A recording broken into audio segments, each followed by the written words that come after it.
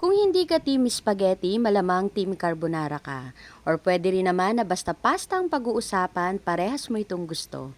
Kaya for today's video, magluluto tayo ng creamy carbonara. At ganitong klaseng carbonara yung masarap. Yung hindi tinipid sa sauce, hindi rin nakakaumay at siguradong babalik-balikan dahil sa sobrang sarap. Gusto mo rin ba?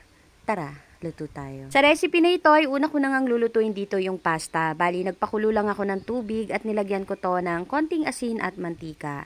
At ang gamit ko palang pasta dito ay linguine. 1 kilo po ito at kung paano ito lutuin, may cooking instruction naman po yan sa likod ng packaging. At habang nagluluto nga tayo ng pasta, pwede na rin natin ihanda yung iba pang mga ingredients na gagamitin. At dito nga sa aking lulutuin na carbonara, ang naisipan kong isahog or ilagay ay itong bacon. Slice lang po natin ito ng maliliit. At kung gusto nyo rin po pala na tuna yung isasahog dito sa gagawing carbonara, ay pwede rin naman po. After kung ang mahiwa itong mga bacon, magpainit na rin tayo ng mantika.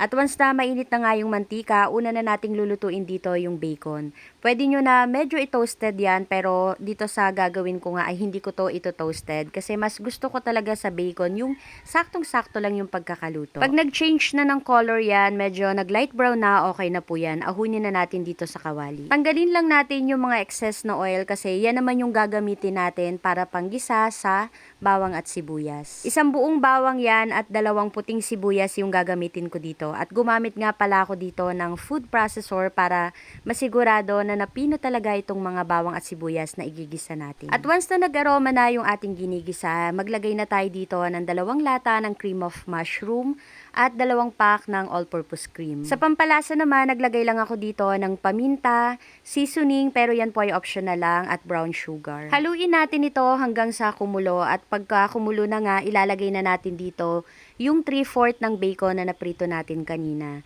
Yung 1/4 kasi ng bacon ay gagamitin naman natin na pan-toppings dito sa niluluto nating carbonara. Haluin uli natin ito, then pwede na nating ahunin sa kalan. At bago nga pala natin ilagay dito yung pasta na niluto natin kanina, magtabi muna tayo ng konting sauce kasi ilalagay din natin yan na pan-toppings mamaya. Hindi ko lang po pala na ipakita sa inyo, pero naglagay ako dito ng 1/2 cup ng grated cheese para talagang mas lalong sumarap itong ating sauce na ginawa para sa carbonara. I-mix natin ito ng mabuti hanggang sa makover na ng sauce yung pasta.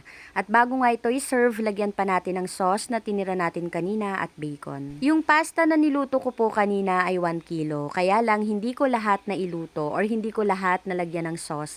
Kasi ang mangyayari, mabibitin sa sauce yung ating pasta. So around 800 grams lang yung nagamit ko. And ready to serve na ang ating napakasarap na creamy carbonara. Gusto mo rin ba? Tara, kain tayo.